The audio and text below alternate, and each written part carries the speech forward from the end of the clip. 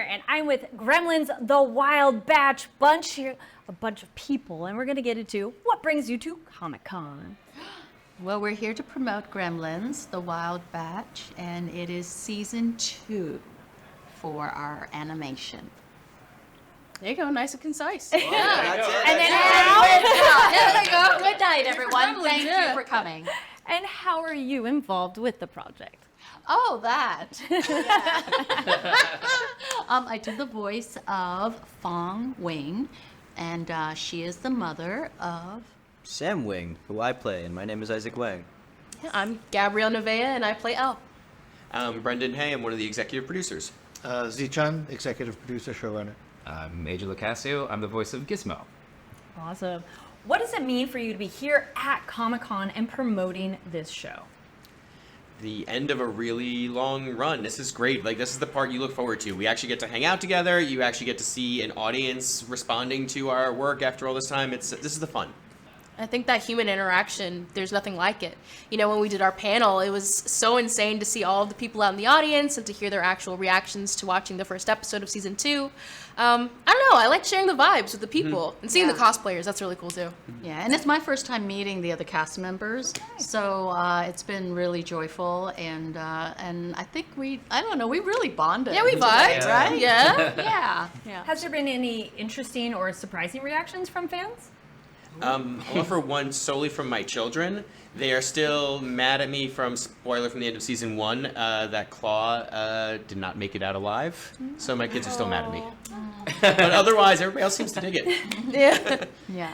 And then what does it mean to you to be part of a show? You get to come back for season 2 and continuing on this journey. I mean, I think for us, we always wanted this to be an ongoing series, and this season 2 actually takes place a year after season 1 ends, and so we kind of get, Sam and Elle are a little bit older. We're kind of testing them with a new adventure. Certainly Gizmo is being tested with a new adventure in season 2. So it's just really fun to kind of return to this world. And overall, how's your Comic-Con experience been?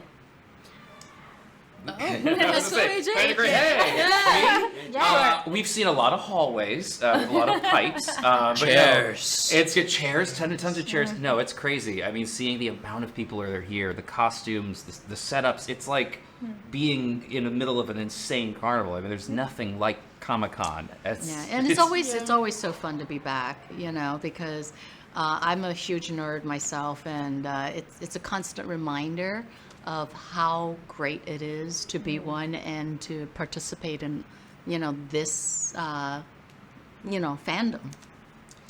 I think for we worked on the show for a really long time, and we worked on season 2, especially during COVID, and we're all in our little bubbles, and it's just really nice to come out and show the show and see the fan reaction, and just see how much people enjoy watching more Gremlins.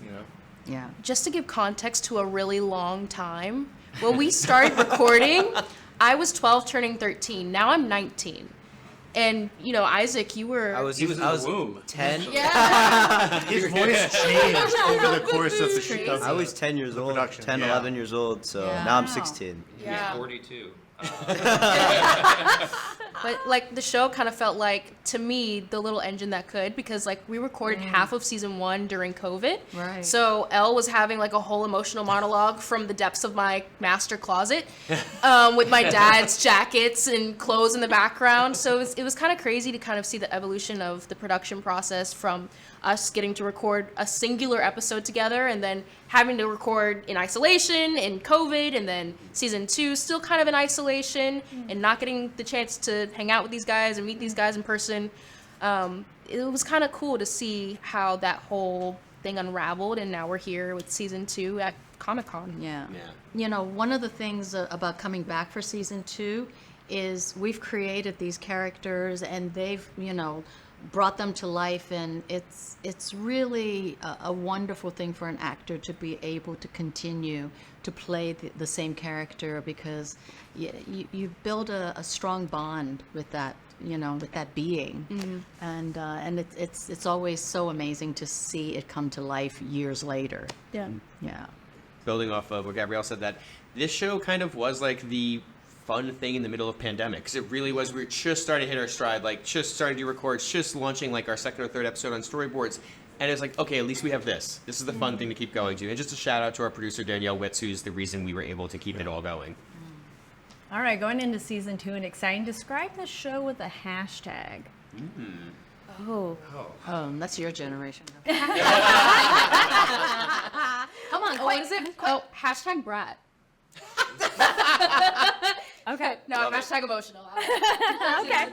You can have multiple words though if you want to. Oh, okay. Hashtag Phrases? funny and scary. Hashtag weird and nostalgic. Hashtag Gremlins Secret of the Mogwai Season 2. Hashtag one. Noggin for life. And say hashtag mayhem. Your generation is terrible with the hashtag. What's that fun way of getting the vibe of it too, and description for sure.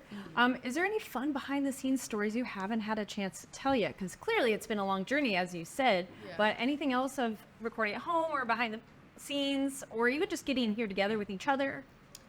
I think the magic of voiceover is that you don't usually get to record with your castmates. So I remember I was in an ADR session and I was listening to one of the other actors and I was like, wait, pause. Is that the guy who plays Dr. Facilier?